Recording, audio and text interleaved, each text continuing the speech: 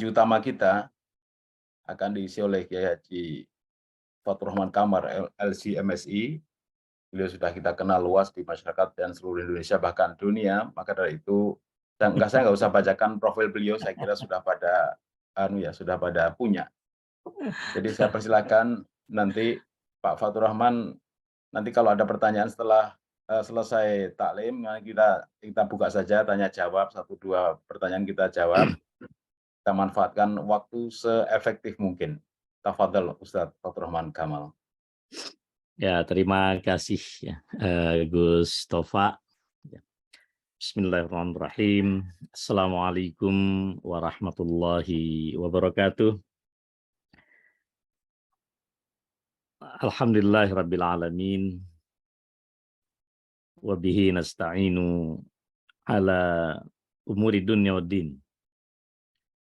La haula wala quwwata illa billahil aliyyil azim. Subhanaka la ilma lana illa ma 'allamtana innaka antal alimul hakim. Wassalatu wassalamu ala sayyidil awwalin wal akhirin, asyrafil anam, habibina wa qaidina wa qurrati a'yunina Muhammad ibni Abdullah wa ala alihi wa sahbihi wa man sara ala nahjihi ila yaumiddin.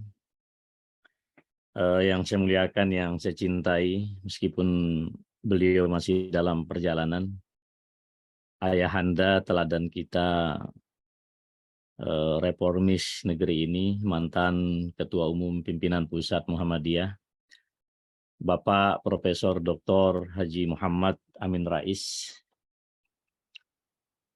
kemudian para sesepuh ya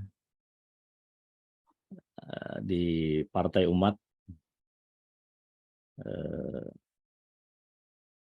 saya tidak menguasai jabatan masing-masing, tapi ada Pak Hanafi Rais ya, yang saya cintai di sini. Kemudian juga mungkin sahabat saya Ustadz Sambo juga bergabung, meskipun di layar saya belum terlihat ya. Kemudian ada Pak Ketum, leader yang inspiratif, muda, ganteng dan pinter ini, Mas Ridho Rahmadi ya. Dan segenap ya para sahabat, saudara-saudara sekalian, uhibbukum fillah. Saya mencintai antum semuanya di dalam Allah. Dan tentu juga yang saya sebut tadi, yang saya ucapkan terima kasih Gus Tova yang memandu acara ini. Sosok yang luar biasa juga nih beliau.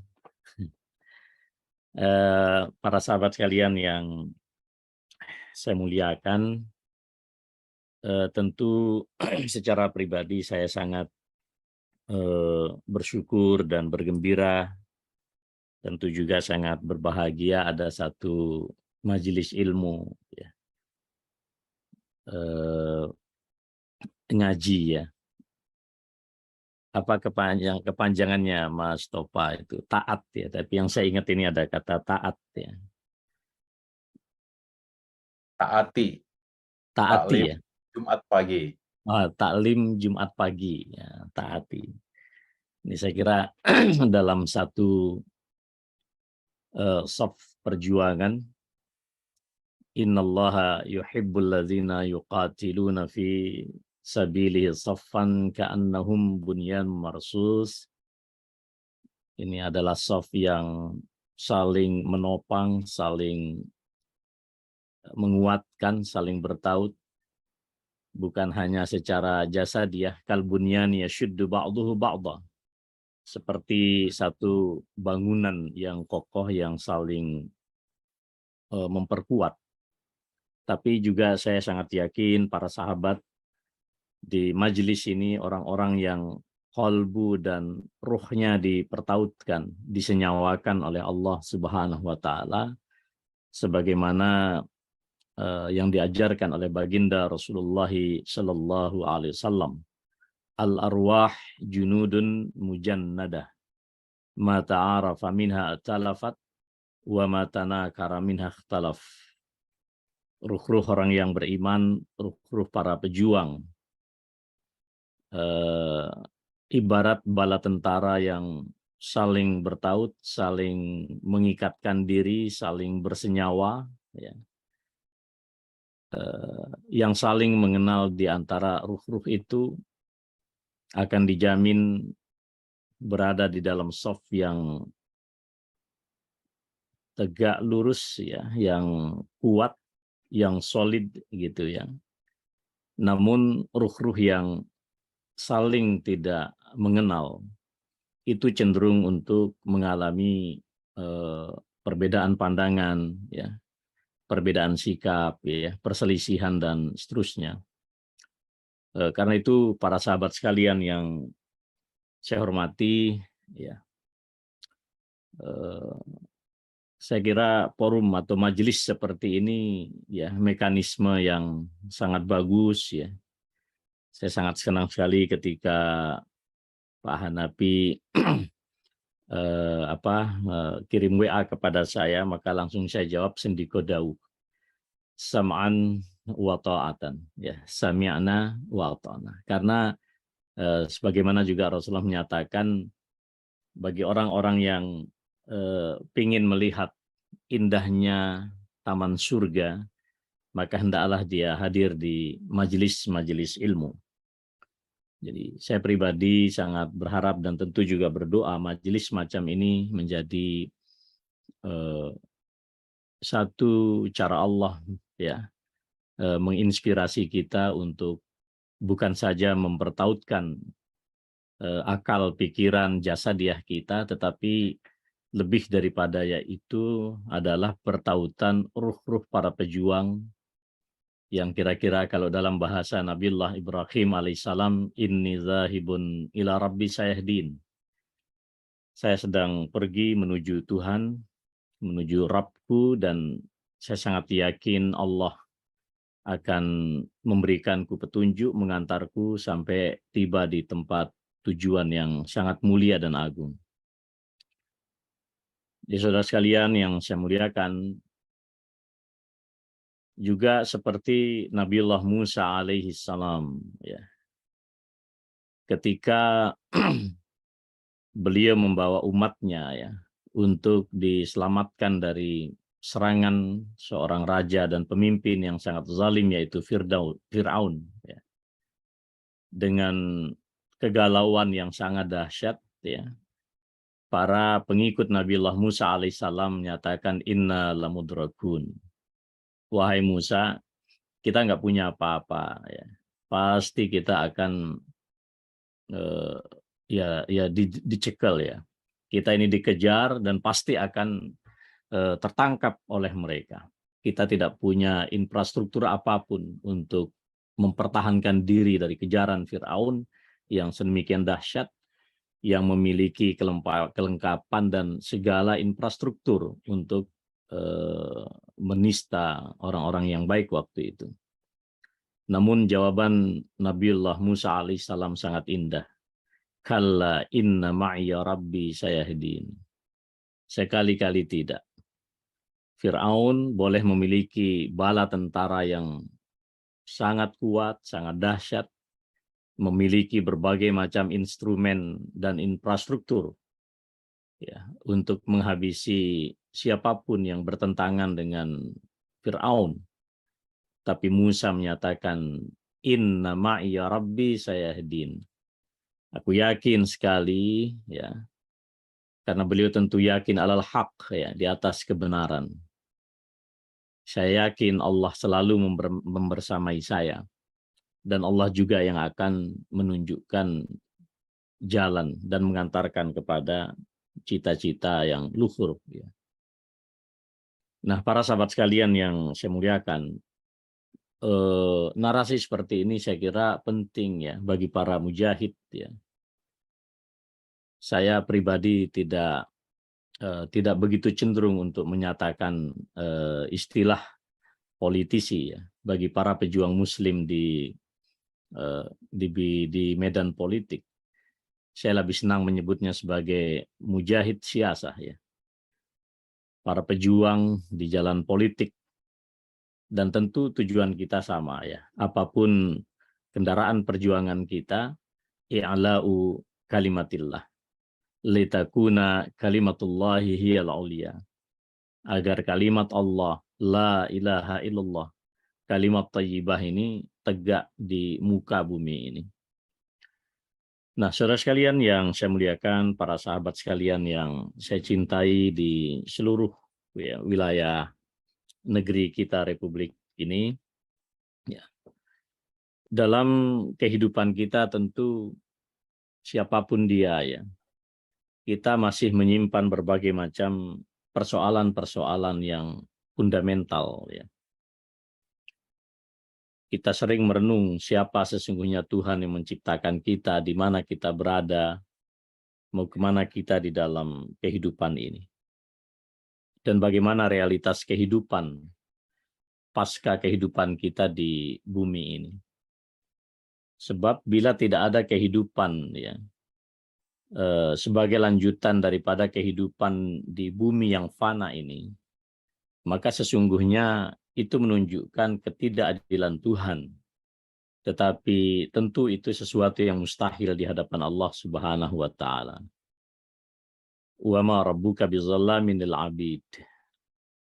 Rabbmu, Tuhanmu yang menciptakanmu tidaklah, ya, melakukan kezaliman sedikit pun kepada siapapun di antara hamba-hambanya.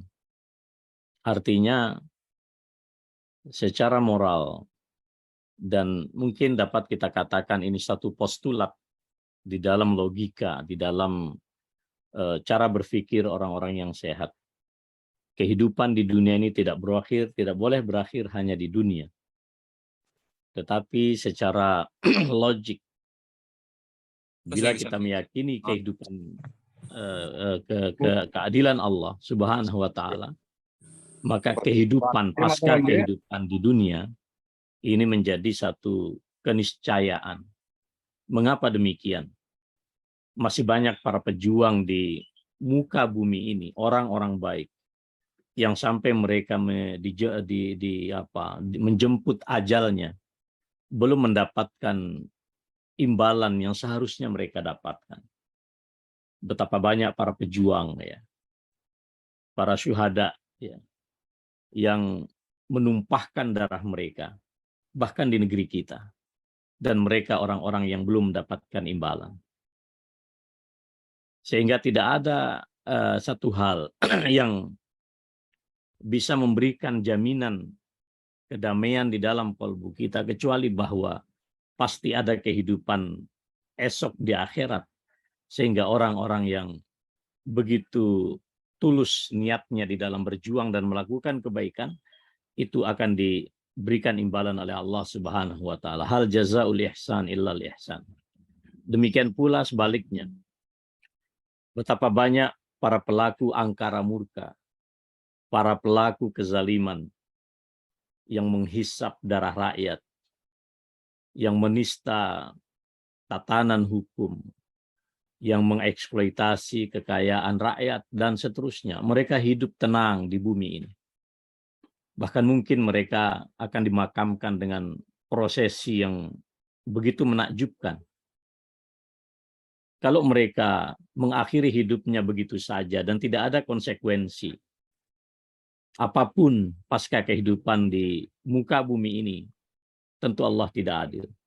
Maka demi menegakkan keadilan Allah, kehidupan pasca kehidupan di dunia ini menjadi keniscayaan. Faman ya'mal mithqala dzarratin khairan yarah wa man ya'mal mithqala dzarratin syarran yarah. Karena itu para sahabat sekalian yang saya muliakan, saya senang sekali membaca tulisan para ulama. Ketika kita semua berjuang di bumi ini, termasuk juga para sahabat yang hari-hari ini saya kira bukan sesuatu yang begitu saja terjadi secara spontanitas. Saya sangat yakin para sahabat di sini adalah orang-orang yang memang secara qadrati di Lauhul Mahfuz dipilih oleh Allah Subhanahu wa taala untuk menjalankan satu misi perjuangan yang sangat luar biasa, yaitu adalah perjuangan politik. Maka saya katakan tugas kita memulai perjuangan ini, tugas kita menyempurnakan segala syarat dan rukun perjuangan ini. Tapi apakah kemudian sesuai dengan apa yang kita cita-citakan, kita harapkan sebagai seorang manusia, maka kita meyakini biarlah Allah yang akan menyempurnakan perjuangan ini. Nah, pertanyaan-pertanyaan ini sangat fundamental, saudara sekalian. Demikian juga kita meyakini bahwa pandangan-pandangan seperti yang saya sampaikan, ya. Ketika misalnya seorang sahabat Rasulullah Sallallahu Alaihi Wasallam, ya, Abdullah ibnu Rawahah, ya, ketika beliau memimpin suatu peperangan melawan Romawi ketika itu yang sama sekali tidak imbang. Ya. Bagaimana mungkin bilangan para sahabat yang beberapa ribu harus menghadapi pasukan dahsyat pada masa itu lebih dari 200.000 orang. Tapi dengan gagah perkasa kemudian sahabat ini memberikan motivasi yang luar biasa di hadapan pasukan muslim waktu itu. Ya. Beliau menyatakan, innallazi taqrahunahu huwallazi takhrujuna min ajli. Saya paham pasukan sekalian bahwa sesuatu yang kalian benci saat ini yaitu kematian. Karena resiko orang ke medan perang itu kematian. Saya sangat yakin kalian benci kematian. Tapi yakinilah bahwa kalian pergi dan datang di medan perang ini justru untuk mendapatkan kematian sebagai seorang syahid di jalan Allah. Innaha ihdal husnayain. Yang kita cari hanya dua. Imma nasrun wa imma syahadatun. Kemungkinan pertama kita akan meraih kemenangan dan kita berjaya di muka bumi ini. Kalaupun kita mati, maka kematian kita adalah sebagai syahadah, kesaksian kemuliaan di hadapan Allah Subhanahu wa taala.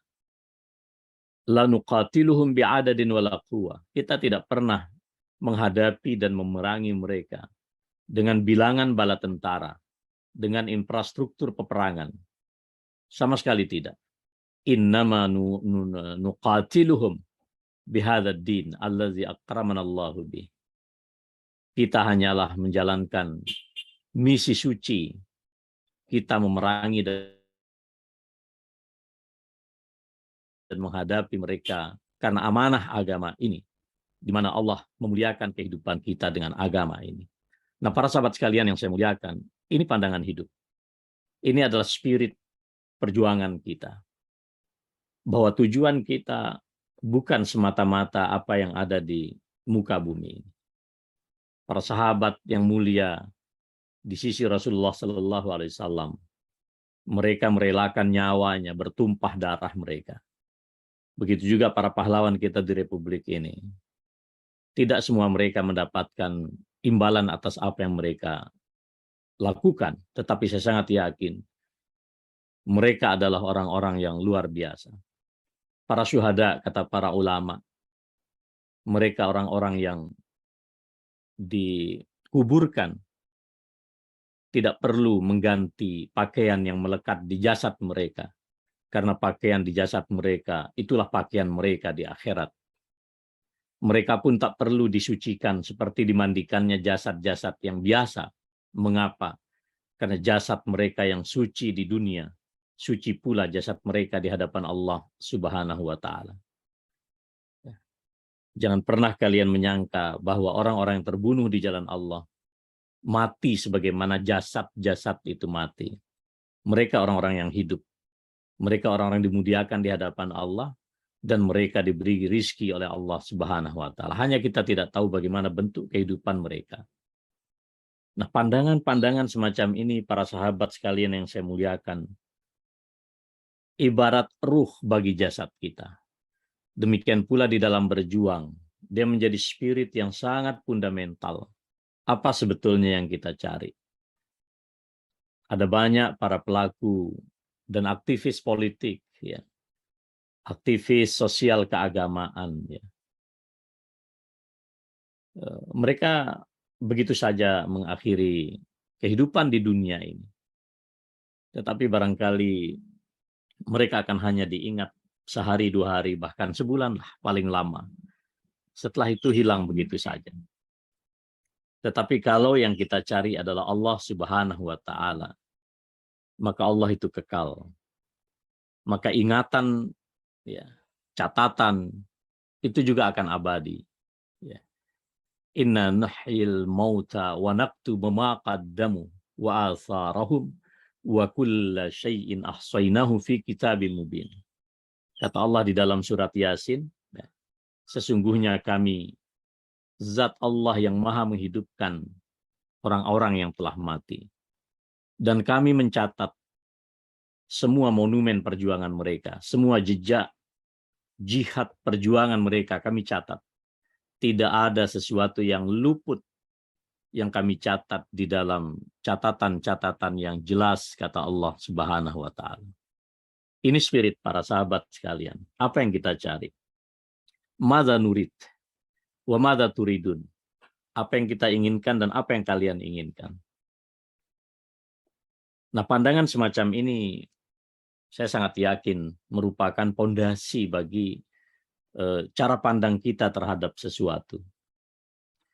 Cara pandang semacam ini akan menjadi sesuatu yang mewarnai spektrum segala langkah perjuangan kita.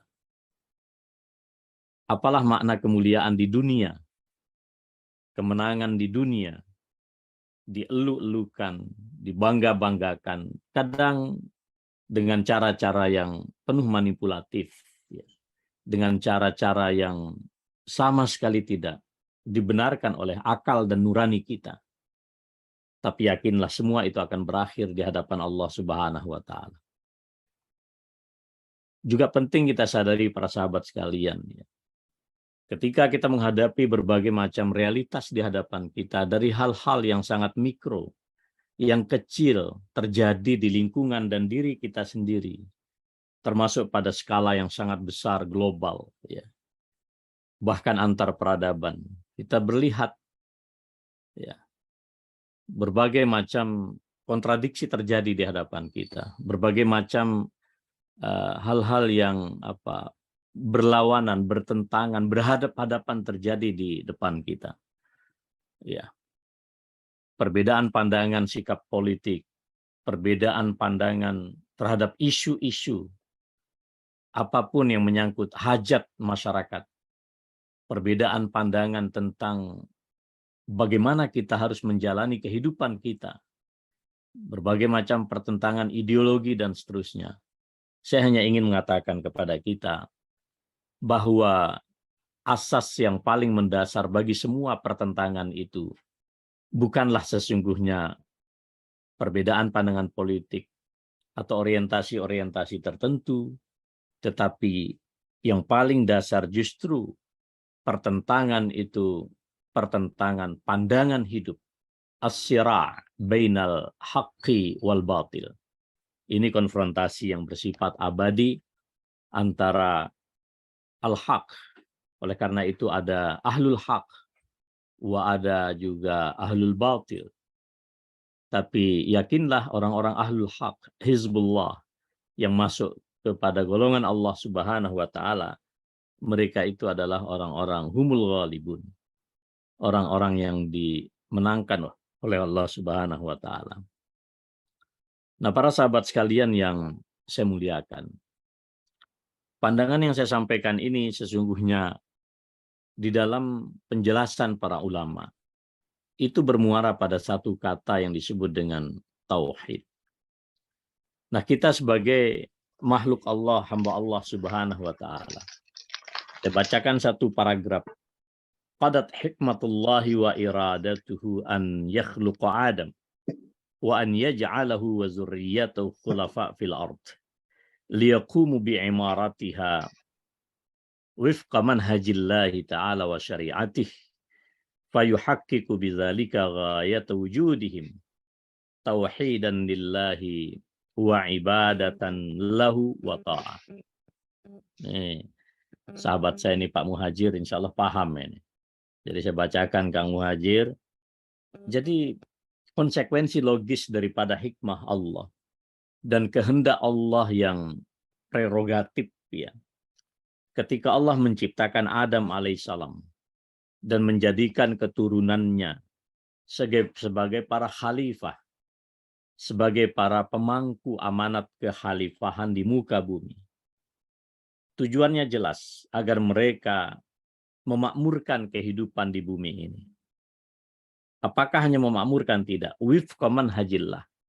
Harus selaras, harus sesuai, harus relevan, harus kompatibel dengan metode yang telah diturunkan oleh Allah Subhanahu wa taala wa syariatihi, dan juga syariat ajaran-ajaran Allah Subhanahu wa taala. Hanya ini yang memberikan jaminan bagi kita sehingga kita dapat mewujudkan ya, misi eksistensi kita di muka bumi ini untuk mentauhidkan Allah Subhanahu wa taala. Saya kira teman-teman semua sudah memahami, tidak perlulah kita mendefinisikan apa itu tauhid ya. Hidup kita ini untuk menegakkan tauhid. Dan saya sangat berbahagia dan tentu sangat bersyukur ya dari awal ya Ayahanda Pak Amin Rais ya. Saya ingat persis pada hari-hari beliau menunjukkan bukan hanya keputusan yang bersifat zahir, tapi melalui sebuah perenungan yang sangat mendalam sehingga muncul satu istilah perisai tauhid ya. Hisnut tauhid, ibarat benteng.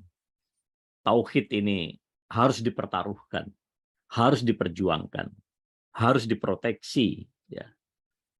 Dia butuh pengorbanan kita, kata guru saya dulu. Bondo bau pisan, le perlu sak nyawane pisan. Tenaga, pikiran, harta, benda. Bila perlu nyawa.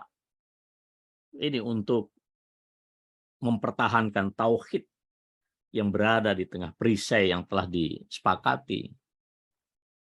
Untuk menghambakan diri kepada Allah. Untuk taat kepada Allah Subhanahu wa taala. Maka saya sangat senang pagi hari ini password kita juga taati ya. Dan itu singkatan bagi majelis kita ya. Taklim Jumat pagi. Ini saya kira bukan hanya sekedar singkatan ya Gustafa ya, tapi saya kira ada satu spirit ya, ada satu narasi besar. Mustahil suatu perjuangan tanpa kata taat ya. Saya sangat yakin taat menjadi kata kunci. Jangankan kita, para sahabat perhatikan di Gunung Uhud. Ketika Rasulullah hanya 1000 pasukan dan 300 para pengkhianat, para kaum hipokrit, para kaum munafik, bahkan Abdullah bin Ubay bin Salul dengan retorika yang begitu indah menyampaikan kepada Nabi, wahai Muhammad, kita melakukan pertahanan kota. Kalau mereka menyerang kita, maka totalitas kita bisa menyerang mereka dengan pertahanan kota. Tapi kalau kita keluar, kata dia, maka kita akan segera kehabisan pasukan dan amunisi bila terjadi sesuatu. Tapi Rasulullah SAW memilih agar terjadinya pertempuran itu di Uhud, ya, kurang lebih 3 km dari pusat kota Madinah. Ternyata kemunafikan itu sesuatu yang tidak bisa ditutup-tutupi. Kemunafikan sesuatu yang tidak bisa orang itu abadi. Karena itu tidak manusiawi, teman-teman. Tidak mungkin. Kita berjuang dengan kemunafikan, tidak mungkin. Maka apa yang terjadi? Begitu masuk ke medan perang, 300 pasukan yang memang di dalam dadanya itu ada pengkhianatan terhadap Rasulullah, ya keluar, mereka eksodus. Dan tersisa 700 menghadapi tidak kurang dari 3.000 pasukan musyrik dari Mekah. Nabi berkata ketika itu, ada 50 pasukan pemanah, jangan kalian pernah tinggalkan ini bukit yang sekarang dikenal dengan Jabalur Rumat, ya, bukit para pemanah. Terjadi pertempuran di bawah, para sahabat sekalian. Nah, ada satu persoalan yang sangat penting. Ketika itu orang-orang musyrik menipu umat Islam, berarti ada sebetulnya data intelijen yang mereka pegang. Orang Islam ini luar biasa kalau sudah berjuang. Tapi kalau ketemu namanya harta, mereka biasanya gagal fokus. Kalau ketemu namanya ghanimah, mereka gagal fokus. Maka mereka bersiasat dengan cara meninggalkan harta yang mereka bawa dari Mekah. Mereka meninggalkan itu seolah-olah mereka sudah kalah. Meninggalkan medan perang, mereka berputar ke Gunung Uhud, ke belakang. Yang di atas, goyah, dia lupa. Nabi mengatakan, jangan kalian tinggalkan itu, bukit apapun yang terjadi. Tapi melihat para sahabat berebut harta ghanimah, harta rampasan ini, padahal itu harta ditinggal sengaja hanya untuk mengelabui. Mereka turun meninggalkan bukit itu, dan ingat, lalu mereka orang-orang musyrik naik ya dari belakang, tempat yang kosong diisi oleh mereka, dihabisi para Rasulullah dan para sahabat. Ya, kita lihat di situ Rasulullah dibuatkan satu lubang, terjebak beliau, bahkan pelipis beliau itu terluka. Ya, para sahabat membuat pagar pagar ya menjadi tameng hidup, dihabisi dari atas. Sampai Rasulullah sempat mengeluh, ma balul qaum sajju nabiyahum. Tega sekali mereka melukai nabinya. Turun ayat Allah, laisa laka minal amri syai'un. Hei Muhammad, you nggak punya urusan. Ini ketetapan Allah. Apa pesan moralnya para sahabat sekalian? Taat. Begitu kata taat hilang di dalam satu barisan para pejuang, sebetulnya kita sedang menyusun puzzle kegagalan suatu perjuangan itu sendiri. Kita tidak melihat narasi sejarah orang-orang yang dekat dengan kita, tetapi dilakukan oleh Rasulullah SAW. Satu, kata taat. Kedua, seringkali persoalan yang mengganggu kita di jalan adalah persoalan-persoalan yang bersifat pragmatis di dalam perjuangan kita. Ya, jadi ya itu tadi, dunia, sesuatu yang sangat rendah, sesuatu yang sangat dekat. Bal tu'thirunal hayatad dunya wal akhiratu khairun wa abqa. Kalian lebih memprioritaskan, kalian lebih mengedepankan. Bukan itu tidak boleh para sahabat sekalian. Bukan tidak boleh. Saya bukan mengatakan tidak boleh. Tetapi dia tidak boleh kemudian menjadi prioritas utama dan mengaburkan perjuangan kita. Ini spirit perjuangan.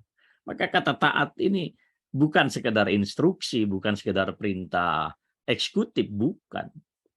Kata taat ini adalah narasi dari langit. Ya. Bila memang kita menghendaki satu sop perjuangan itu solid di hadapan Allah Subhanahu wa Ta'ala. Jadi saudara sekalian yang saya muliakan, ini tauhid kita. Ya, karena itu tauhid ini akan menjadi satu hal ya yang menjadi sentral navigasi daripada arah perjuangan kita. Maka manakala tauhid, ini saya berpesan betul kepada sahabat yang saya cintai, Mas Hanafi Rais, Mas Ridho, ya, para teman-teman senior di sini, ya, Ustadz Sambo, Mas Tova, ya, Kang Muhajir, ya, dan lain-lain barangkali tidak bisa saya sebut satu persatu. Jadi apapun aktivitas kita, para sahabat sekalian, mau itu aktivitas teknologi, aktivitas sosial, kebudayaan, politik, dan seterusnya, sebetulnya itu adalah manifestasi konkret dari apa yang menjadi warna di dalam dada kita. Bagaimana mereka bersikap terhadap satu isu, bagaimana mereka bersikap terhadap satu realitas.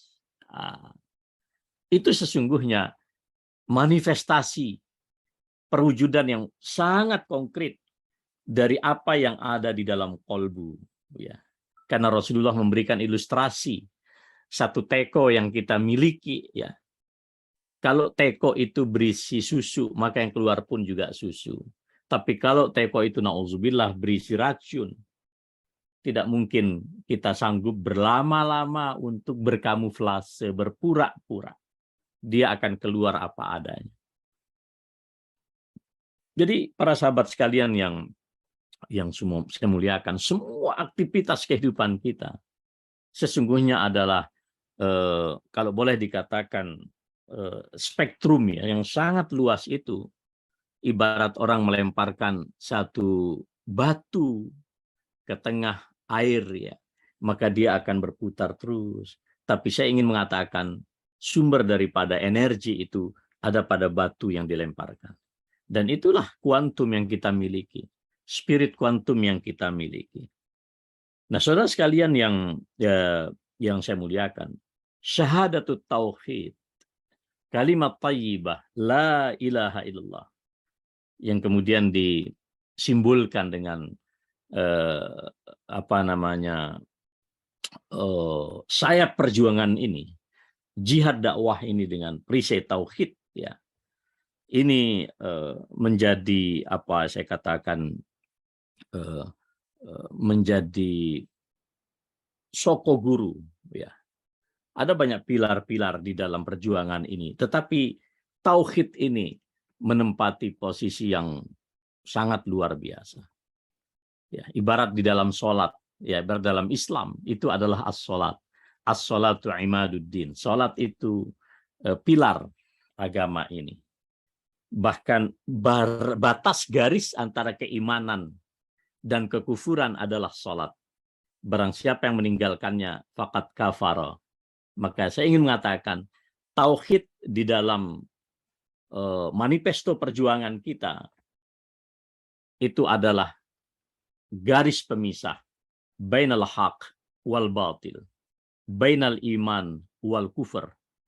Ya, garis pemisah antara hak dan batil, antara keimanan dan kekufuran, bainat tauhid wa syirik, antara tauhid dan kesyirikan, bainal bainal iman wa nifaq, bainal ikhlasi wan nifaq, garis pembatas antara keikhlasan dan kemunafikan. Inilah tauhid kita. Maka jangan pernah mengatakan, ya, wah saya hanya ya iseng saja, coba-coba saja gitu ya. Siapa tahu berhasil, siapa tahu apa. Ini berarti, mohon maaf ini Pak Rahmadi, ini tauhidnya masih perlu kita upgrade ya. Nggak boleh itu. Apalah ya, banyaklah orang yang hebat di dunia, tapi apalah maknanya? Kurang apa Fir'aun? Tidak ada orang lebih hebat dari Fir'aun yang mendeklarasikan ana rabbukumul a'la. Nggak ada. Fir'aun kecil itu pun saya kira nggak sampai seperberapanya Fir'aun. Tidak ada yang sanggup mengatakan ana rabbukumul a'la. Ini kecongkakan manusia luar biasa sampai mengatakan ana rabbukumul a'la. Tapi paradoks yang kedua akan terlihat juga ada orang menghambakan diri kepada benda-benda.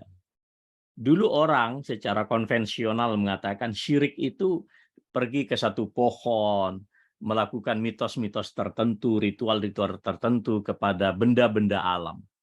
Sekarang orang udah nggak seperti itu. Ini dunia digital. Kesyirikan itu manifest dalam bentuk kesyirikan digital. Kesyirikan itu manifest dalam bentuk orientasi perjuangan. Jadi kalau kita belum sanggup mengatakan qul, katakan hai Muhammad, dan biasanya kalau perintah di dalam Al-Quran itu qul, katakan, itu bukan wilayah observasi, itu bukan wilayah untuk di-riset, itu wilayah bukan untuk didiskusikan, bukan. Qul itu kata perintah dari Allah, ya, qul, ya, huwallahu ahad, katakan. Kita hanya diminta mengatakan Allah itu satu. Allahus samad. Allah tempat kita bersandar. Lam yalid walam yulad. Allah tidak melahirkan, tidak dilahirkan. Ini perintahnya kul. You nggak perlu riset. Tuhan itu absolut satu. Wong yang ngomong Tuhan kok.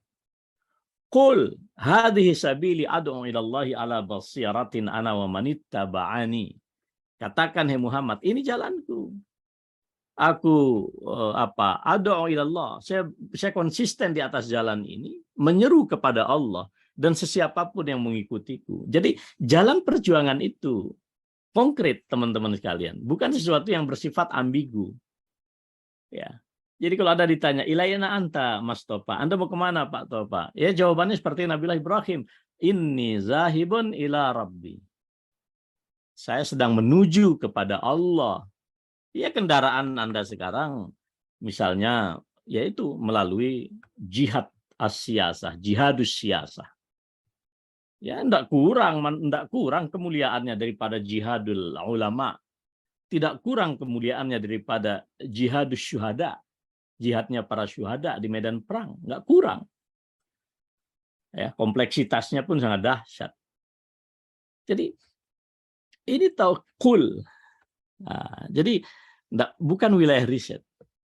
Ini wilayah yang bersifat absolut. Kita hanya dikatakan kul. Ya.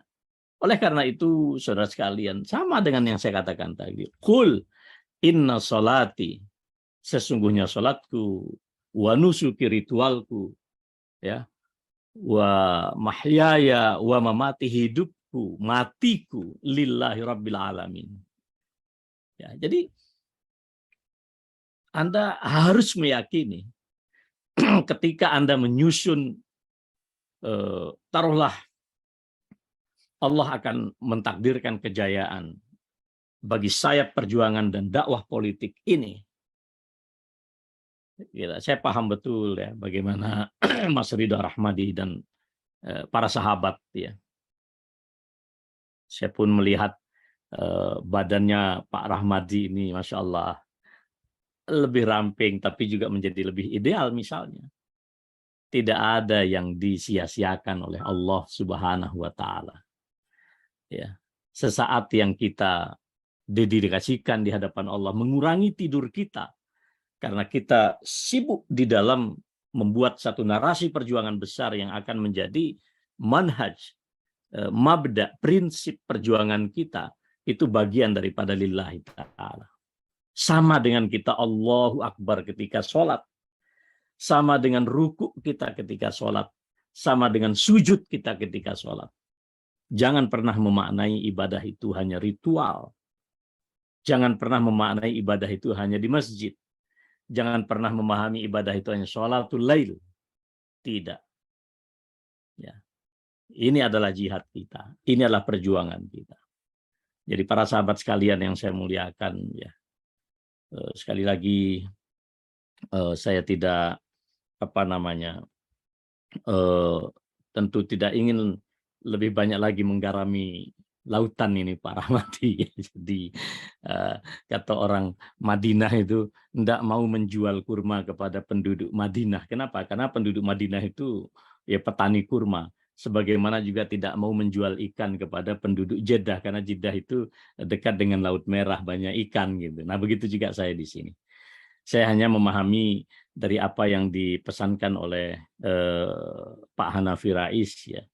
Inilah tauhid kita. Kita tidak, saya kira enggak perulah kita berteori ya, bukan saatnya lagi kita berbicara tauhid adalah bla bla bla, tidak. Tauhid itu adalah pertaruhan bagi totalitas kehidupan kita. Jadi saudara-saudara sekalian ya. Jadi bukan hanya persoalan kita orang berdebat tentang definisi tauhid seperti yang sekarang di YouTube ya. Berbicara tentang Tuhan di mana itu saja, Masya Allah ya, saling ya berbeda pandangan sangat tajam ya. Tetapi saya ingin mengatakan kepada kita sebagai saya kira penutup ya, sebagai konklusi dari apa yang saya sampaikan, bahwa saudara sekalian yang saya hormati, tauhid kita ini adalah manifestasi daripada pengalaman keagamaan kita. Jadi kalau Anda memilih jalan perjuangan politik, maka yakinlah, inilah Islamku. Maka seriuslah. Jadi kalau sekarang ini Mas Topa nih, sudah mengambil jalur di politik, maka harus berani juga menyatakan, inilah manifestasi Islamku. Kalau Anda ingin melihat Islamku, maka lihatlah tingkah polahku di dunia jihad politik ini. Tauhid bagi kita adalah esensi daripada satu peradaban yang besar yang akan kita bangun. Tauhid bagi kita adalah prinsip sejarah kehidupan kita. Apapun dinamika kehidupan kita, dia tidak pernah lepas daripada pandangan tauhid. Tauhid adalah prinsip bagi moralitas kita, moralitas politik, sosial, budaya, dan semuanya itu. Tauhid itu adalah prinsip bagi sistem sosial kita, sistem politik kita. Tauhid adalah prinsip bagaimana kita membangun umat. Bukan hanya umat dalam makna nama partai politik, tetapi juga umat dalam makna kanan nasu ummatan wahidah. Ini juga pedagang Pak Al-Hamadi, umat manusia. Orientasi kita bukan hanya sekedar orang yang beriman secara spesifik, eksklusif, tapi umat ini kita kembalikan pada konsep Allah kanan nasu ummatan wahidah. Kapan umat manusia ini solid menjadi satu kesatuan sebagai umat yang besar ketika mereka konsisten di atas fitrah dan di atas tauhid. Tetapi ketika terjadi pengkhianatan terhadap fitrah dan tauhid, fakhtalafu, udah kacau balau tuh. Mereka disorientasi dalam kehidupan dan seterusnya itu. Tauhid adalah prinsip bagi kehidupan pribadi keluarga kita, para sahabat sekalian. Tauhid adalah prinsip bagi kehidupan pranata ekonomi kita, bahkan tauhid adalah prinsip bagi tata kehidupan global kita, termasuk juga estetika dan kesenian kita. Nah, jadi sangat luas makna tauhid. Mudah-mudahan kita orang-orang yang diberikan anugerah oleh Allah untuk istiqamah di atas tauhid. Dan antum semuanya adalah mujahidut tauhid. Wali annakum qarrartum annakum hurrasit tauhid. Karena Anda telah memutuskan bahwa Anda adalah para serdadu yang akan memproteksi dan memperjuangkan tauhid ini dalam satu kalimat yang sangat indah, perisai tauhid. Baik teman-teman, mudah-mudahan kita istiqamah di atas perjuangan ini.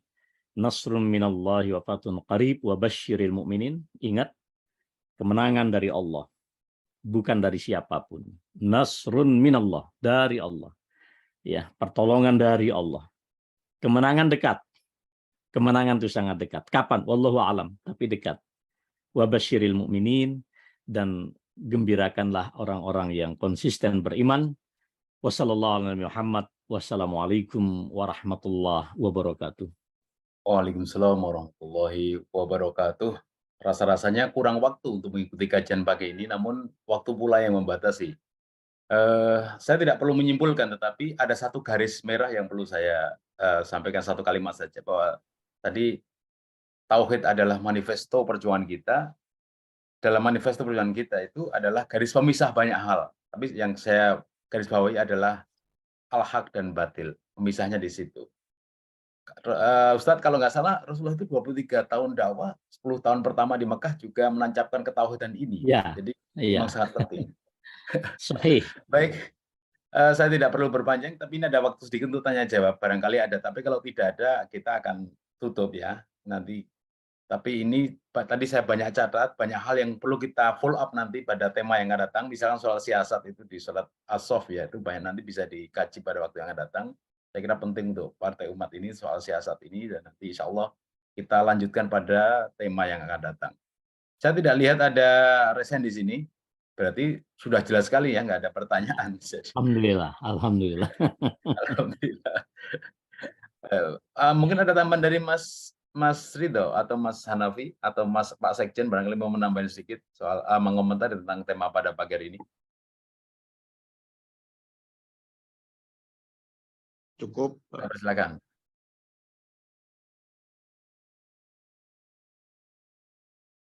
Saya cukup, Mas Tova. Nah, itu ada Pak Dwi. Baik, kalau begitu saya kira ini bagus sekali, waktunya bisa on time ya, baik mulainya maupun selesainya, ini pas pukul 6.30. Ini Pak Sambo sudah datang belum ya? Kalau belum, Pak Sambo belum ada? Mas Sekjen tadi ngasih tahu. Saya boleh satu. Itu ya, Pak Dwi mau bertanya. Oh, Pak Dwi. Oh, monggo Pak Dwi. Oh iya ya. Assalamualaikum warahmatullahi wabarakatuh. Assalamualaikum warahmatullahi wabarakatuh.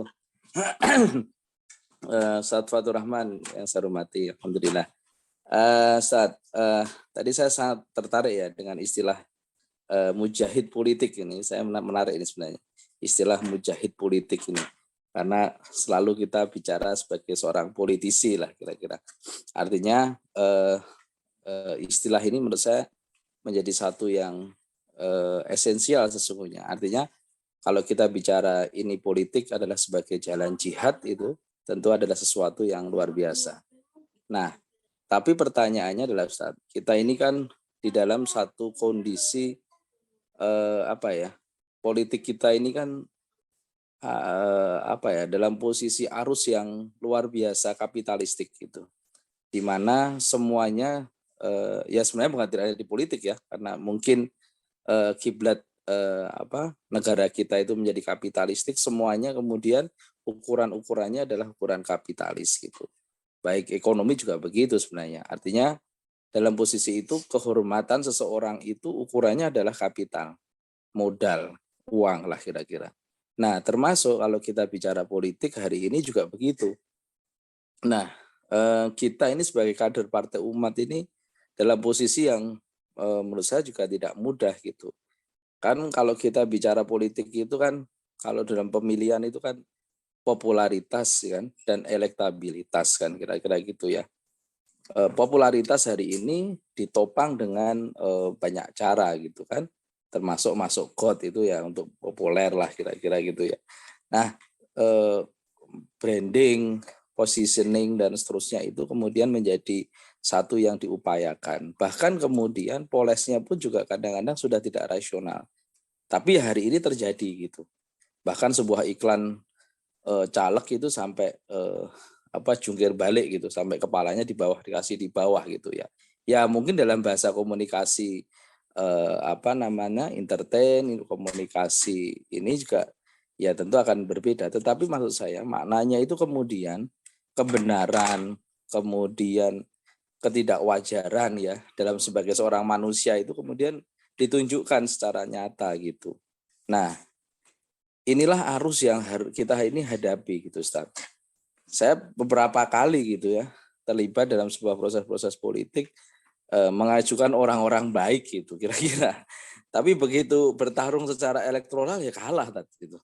Nah, ini kan persoalan sangat serius gitu kan. Jadi ternyata orang-orang baik itu ya, maka kemudian banyak ada istilah kemudian mengatakan ya sudah wong-wong apik gak usah mlebu politik lah kira-kira gitu kan.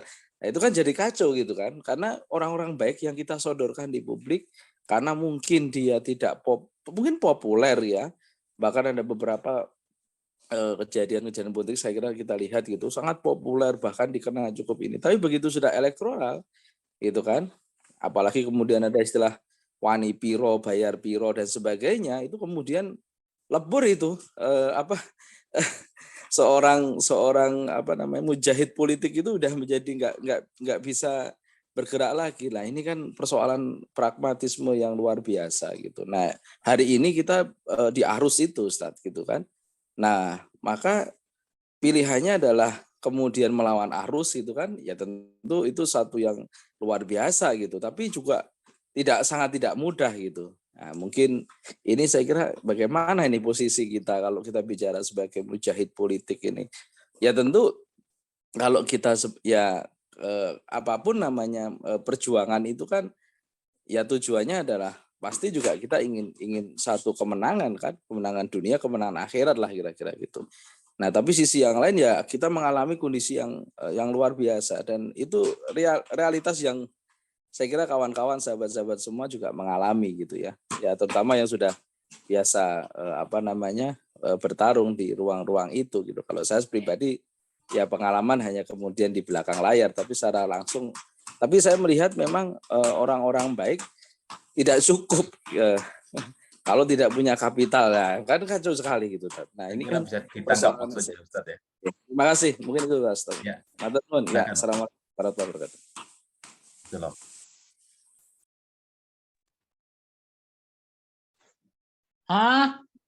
Langsung Gus Mus. Silakan. Mustafa langsung ya. Baik, terima kasih ya Mas Dwi. Kan persoalannya gini ya Mas Dwi. Sekarang kalau kita menghitungnya dari pandangan syariat ya memang saya katakan kalau mungkin saya berangkat dari sesuatu yang ideal, ya kita sebetulnya nggak pantas juga ngomong kayak begitu, karena Nabi itu mohon maaf politisi juga loh, mujahid beliau. Nabi tanpa langkah-langkah politik tidak akan terjadi itu bagaimana kota Mekah ditaklukkan. Nabi kalau tidak melakukan langkah-langkah strategik, taktik politik, nggak mungkin Persia Romawi jatuh, Pak. Jadi jangan pernah membayangkan, cuman kan masalahnya ini, ketika kita berbicara tentang politik, lalu yang hadir di depan kita ini mesifilis gitu loh. Lalu yang hadir di depan kita orang-orang yang nggak bertuhan, karena memang narasi politik dikuasai oleh mereka. Teori-teori politik itu dikuasai oleh teori-teori yang anti Tuhan. Maka kalau para sahabat di sini mengambil ya, ini menurut saya ini fardu kifayah, yang artinya apa? Kalau tidak diambil, ya kita semua berdosa gitu loh. Jadi jangan, ini pandangan kita harus jelas dulu. Kita ini mengambil bagian dari kewajiban beragama. Maka ada di dalam agama kita ada namanya as-siyasah syar'iyah. Dan selalu saja ada hal-hal yang bersifat fundamental, ada yang bersifat hal-hal yang tidak fundamental. Nah, Nabi juga melakukan ya banyak langkah-langkah, bahkan melakukan komunikasi politik, bahkan sinergi dalam bagian-bagian sejarah beliau dengan kalangan justru yang tidak sepakat dengan pandangan hidup Islam. Jadi menurut saya sebetulnya kan kita ini seperti kaidah ya. Oleh karena itu saya usulkan dulu sama Pak Han, saya mengusulkan kajian tentang siasah syariah, termasuk juga qawaid ya, kaidah-kaidah fikih ini juga penting untuk dipahami oleh teman-teman aktivis di sini. Ma la yudraku kulluhu la yutraku julluh. Jadi memang kalau Mas Dwi tadi ngomong begitu kan sesuatu yang tidak bisa diraih secara totalitas idealitasnya, tetapi kan bukan berarti ditinggalkan sama sekali gitu loh. Karena ini nyata, oleh karena itu sebagaimana juga kata Nabi Muhammad ya, al-harbu khud'ah, kita ini perang, dan perang itu tipu daya. Jadi mohon maaf saya katakan ada hal-hal yang apa namanya ya, tadi kalau disebut ya bagian daripada aksesoris ya perpolitikan itu. Tinggal sekarang persoalannya adalah jangan sampai itu mengambil posisi mabda, mengambil posisi fundamental bahwa para sahabat perjuangan di sini seolah-olah kemudian menghalalkan itu secara alamiah dan secara bahkan sistematis. Ini menjadi persoalan, gitu loh. Jangan sampai kemudian pandangan-pandangan misifilis yang menghalalkan segala cara kok menjadi narasi kita, menjadi prinsip kita gitu loh. Nah, oleh karena itu sekarang kan masing-masing bertanggung jawab di hadapan Allah Subhanahu wa taala misalnya. Sebetulnya ketika kita melakukan apalah yang disebut oleh Mas Dwi tadi, apakah itu menjadi sesuatu prinsip bahwa kita harus ngapusi tanda petik, bahwa kita harus ya dengan mengabaikan prinsip-prinsip akidah, moral dan seterusnya gitu. Nah ini kan kembali kepada kita. Karena saya juga punyalah teman-teman yang di dalam dunia politik juga mereka juga bisa istiqomah, mereka juga bisa konsisten dengan narasi perjuangan. Nah, maka menurut saya sih kalau di di komunitas teman-teman di sini para mujahidu as-siyasah di sini saya kira penting bagi kita untuk kita berbicara tentang apa yang seharusnya dulu deh. Ya. Jadi ini pegangan prinsipil kita gitu. Jangan kemudian dari awal kita sudah mengatakan ya sudahlah maklumah itu kan memang dunia politik kayak gitu ya gimana lagi gitu. Ya, berarti kita nggak punya prinsip, Pak. Ya, jadi prinsip ini menurut saya penting dulu kita kita jadikan sebagai pegangan. Bahwa kemudian nanti terjadi plus minus di dalam perjalanan, saya kira semua orang mengalami itu. Lihatlah bagaimana dinamika para sahabat di awal sejarah Islam. Tidak main-main, Pak. Mereka orang-orang yang dididik oleh Rasulullah SAW. Coba Anda lihat. Ketika Khalifah Utsman bin Affan misalnya terbunuh waktu itu. Ini kan peristiwa politik, beliau terbunuh. Lalu kemudian tidak ada pilihan kecuali Ali bin Abi Thalib. Nah, idealnya memang betul tuntutan daripada Aisyah radhiyallahu taala anha, istri Nabi, Zubair dan lain-lain. Ini hukum harus ditegakkan, kisos harus ditegakkan. Maka semua gerombolan yang membunuh Utsman bin Affan radhiyallahu taala itu harus dieksekusi secara normatif. Tapi apakah secara politik itu memungkinkan? Kan tidak, Pak. Malah tidak main-main. Mereka kemudian kan terjadi pula perlawanan, ya kan? Ya, sampai kita mengenal apa yang disebut dengan Ma'rakatul Jamal, ya. Karena Aisyah radhiyallahu taala waktu itu menjadi komandan perangnya yang disebut di atas unta. Ya, dan seterusnya berapa banyak itu kan sampai nyawa, teman-teman sekalian. Jadi apalagi orang yang hidup di republik zaman nggak karuan kayak begini. Itu hanya beberapa, saya kira tidak lebih daripada 36-37 tahun, ya, setelah hijrah itu terjadi, bayangkan. Ya, jadi kalau hijrah itu tahun pertama tertulis itu sekitar berapa ya, tahun 17 Hijriah gitu sebagai tanggal pertama, berarti kan enggak nyampe ya 20 tahun pasca meninggalnya Nabi itu. Nah, ini kan pelajaran menarik buat kita, teman-teman sekalian. Memang tapi apa yang menarik itu? Ketika di akhir peperangan itu kemudian Khalifah Utsman bin Affan mengelilingi orang-orang yang terjatuh, para sahabat yang meninggal dunia. Kemudian beliau mengambil keputusan, siapkan pasukan khusus yang mengawal Aisyah, ini orang mulia istri Nabi Shallallahu Alaihi Wasallam, dibikin pasukan khusus untuk mengawal beliau sampai kemudian pergi kembali ke Madinah. Dan beliau hanya mengatakan, hum ikhwanuna bagaw alaina. Mereka adalah saudara-saudara kami, darah daging kami, tapi mereka melakukan tindakan yang melampaui batas. Jadi nggak usah bicara zaman ini, Mas Dwi. Jadi nggak usah antum bicara zaman ini. Cuman kan sekarang, bagaimana kita mempertanggungjawabkan itu di hadapan Allah, kan itu persoalannya, kan. Maka saya katakan prinsip-prinsip dasar harus ditegakkan. Jadi kalau kita punya interval angka 1 sampai 100, jangan sampai kemudian 80%-nya itu kebablasan gitu loh. Itu dianggap sebagai sesuatu yang alami saja gitu. Nah, ini saya kira malaikat juga pahamlah cara menghitungnya itu. Mana kira-kira aspek yang bersifat sangat darurat tidak dapat dihindari gitu ya. Mana hal-hal yang yang secara ideologik itu dilakukan secara sadar dan itu melanggar prinsip-prinsip tauhid. Nah, saya kira inilah ruang. Maka forum semacam ini saya pesankan Pak Rahmadi adalah ruang di mana kita bisa berdiskusi, Pak. Dan ingat, jangan ya, kita tidak perlu kemudian merasa paling apa begitu. Tetapi forum ini menjadi penting, Gustofa ini. Forum ini menjadi penting gitu ya. Maka kita pun juga terbuka gitu dari berbagai macam perspektif, narasumber dan seterusnya. Tapi teman-teman antum khususnya yang ada di garda depan kan paling enggak kita masing-masing memiliki pegangan-pegangan yang prinsipal. Dan saya kira secara tertulis itu sudah ada semua itu prinsip-prinsip perjuangan itu. Nah, itu jangan terlalu banyak dinegosiasikan kan gitu.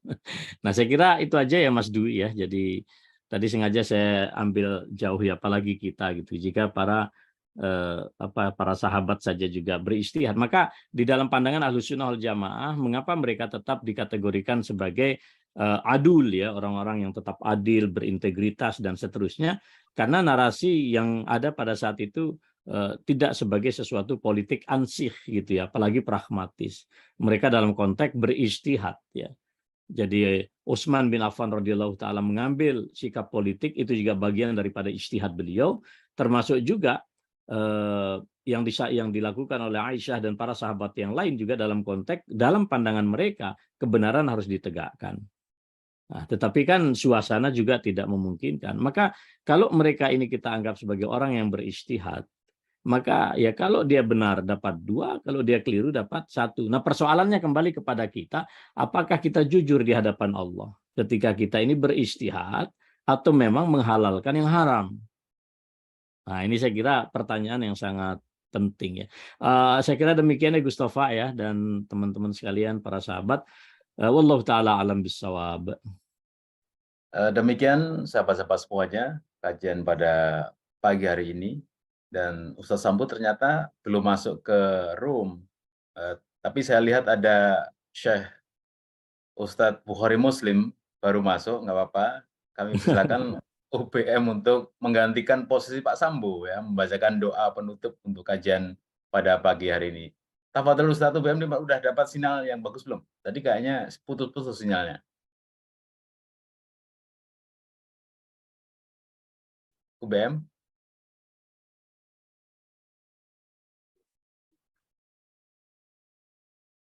Ustadz Bukhari Muslim? Sudah siap? Ready? Oke, baru dibuka tuh. Oke. Silakan. Assalamualaikum warahmatullahi wabarakatuh. Assalamualaikum warahmatullahi wabarakatuh.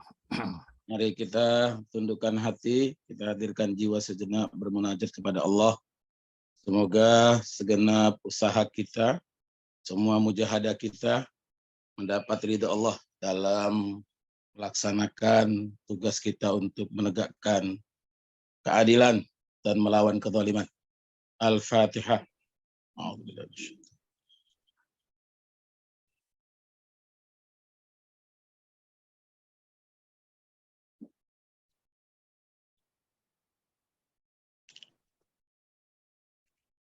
A'udzubillahi minasyaitonirrajim. Bismillahirrahmanirrahim.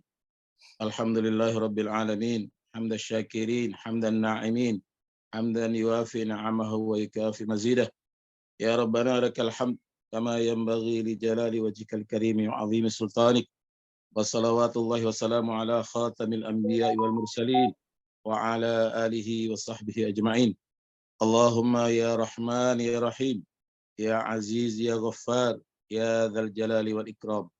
Allahumma anta rabbuna la ilaha illa ant khalaqtana wa nahnu ibaduk wa nahnu ala ahdika wa wa'dika mastata'na na'udzu bika min syarri ma sana'na nabu'u laka bi ni'matika alaina wa nabu'u bi dhunubina faghfir lana fa innaka antal ghafurur rahim. Allahumma alif baina qulubina wa aslih dhata bainina. Allahumma inna du'afa faqawwina wa inna dhulala fa'a'izzana wa inna fuqara fa'aghnina ya arhamar rahimin. Allahumma yassir umurana wa umura walidina wa umura hizbina hizbul ummah li'a'la'i kalimatika hiyal 'ulya. Allahumma rabbana amanna bima anzalt wattaba'na ar-rasula faktubna ma'asy syahidin. Allahumma arinal haqqa haqqa warzuqna ittiba'ah wa arinal batila batila warzuqna ijtinabah.